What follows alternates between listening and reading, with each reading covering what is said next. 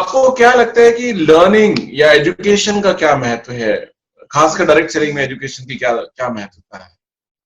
Sir मैं तो सवाल पे मतलब अगर कोई भी इंसान अगर ये सवाल पूछता है इस इंडस्ट्री में आने के बाद में कि क्या मुझे सीखना पड़ेगा, क्या मुझे एजुकेट होना पड़ेगा, तो मैं तो ये बोलना चाहूंगा कि ये सवाल ही एकदम गलत है, पूछना ही नहीं चाहिए।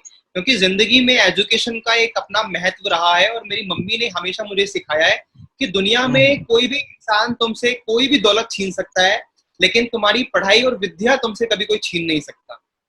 तो ये बात को मैंने गांठ राइट, बांध राइट। सबकॉन्शियस में गई और मैं आज भी अपनी पढ़ाई और एजुकेशन पे ध्यान देता हूँ। और ये इंडस्ट्री तो ऐसी है सर जो जिंदगी चेंज करने की अपॉर्चुनिटी देती है। ये इंडस्ट्री तो ऐसी है जिसमें एक इंसान अपने जीवन के 15 साल 20 साल 30 साल निकालने के बाद में जिंदगी जीने का तरीका क्या है। तो सर इसमें नेटवर्क मार्केटिंग इंडस्ट्रीज में खास तौर से कोई भी इंसान अपनी जिंदगी के कितने भी साल लगा करके आए, चाहे 40 साल की उम्र के बाद में आए, लेकिन उसके लिए भी शिक्षा, एजुकेशन और लर्निंग का उतना ही महत्व है जितना कि एक 5 साल के बच्चे को केजी जरूरी है, उतना महत्व सर एजुकेशन का है। और मैं अपनी तो यहाँ से आप लाइफ को कैसे देखते हैं? What next? अब आगे क्या, मतलब how do you see a life ahead? Sir यहाँ से लाइफ बहुत खूबसूरत है। और जैसा कि हम लोग वेस्टीज डायरेक्ट सेलिंग के अंदर में भी वेस्टीज में है, जो कि आज के टाइम पे इंडिया की नंबर 1 टर्नओवर करने वाली कंपनी है, ज्यादा अचीवर्स इसके अंदर में है, वर्ल्ड के अंदर में टॉप 30th रैंक पे भी आज हम लोग हैं। तो भविष्य और फ्यूचर तो बहुत ब्राइट है, ये तो मैं जानता हूँ। लेकिन मैं इस एक चीज को देख पाता हूँ आज के टाइम में कि आज के 5 साल और 10 साल के बाद में दिनेश इस इंडस्ट्री के अंदर में करोड़ रुपया कमाने वाले लोगों की संख्या में शामिल होगा। पहला इसकी जैसी इमेज जा रही है उसके करके जो लोग आज इस इंडस्ट्री के अंदर में ज्वाइन होंगे और जब इसके कोर्सेज कॉलेज के अंदर पढ़ाए जाएंगे, तो मतलब ये मैं छोटे मुंह बहुत बड़ी बात बोल रहा हूँ, लेकिन दिनेश का नाम भी किसी न किसी बुक में आएगा। इसका मुझे बहुत ज्यादा कॉन्फिडेंट हूँ खुद के ऊपर।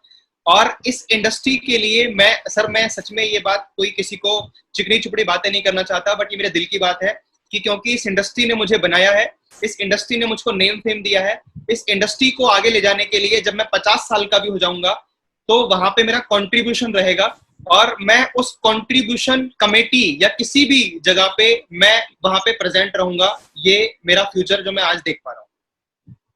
ग्रेट, बहुत बढ़िया, बहुत बहुत ही प्रेरणादायक बात आपने कही और बहुत फुल ऑफ, जिसे कहते हैं ना कि ऊर्जा, जिससे किसी के अंदर भी वो ऊर्जा भर सकती है, जो बात आपने कही। इतनी क्लैरिटी, इतना क्लैरिटी इस एज के अंदर अपने लाइफ को लेकर के बहुत कम देखने को मिलता है। ये बहुत बहुत रेयर चीज है। This is fantastic, this is fantastic. Last में एक चीज और पूछना चाहूंगा आपसे कि बहुत बार ऐसा होता है कि लोग कहते हैं अच्छा ये लोग पहले आ गए तो इसलिए सक्सेसफुल हो गए, अब ये नई कंपनी आई है इसमें चले जाते हैं, इसमें ज्यादा जल्दी, इसमें हम ज्यादा और ज्यादा कामयाब होंगे और जल्दी कामयाब हो जाएंगे यहाँ के मुकाबले। इसके बारे में आपका क्या सोचना है? सर मेरा मानना है, ये मेरा पर्सनल थॉट है, मेरी इस बात से कोई इंसान एग्री भी कर सकता है, डिसएग्री भी कर सकता है। मेरा पर्सनल थॉट है कि इस इंडस्ट्री के अंदर में जो भी इंसान पहले आया उसने किया, उसको पहले मौका मिला करने का, लेकिन उनके बाद में भी आए हुए लोगों को उतना ही वेटेज, उतना ही नाम, उतना ही अचीवमेंट और बराबरी का मौका मिला कि वो भी टॉप अर्नर बन सकते हैं।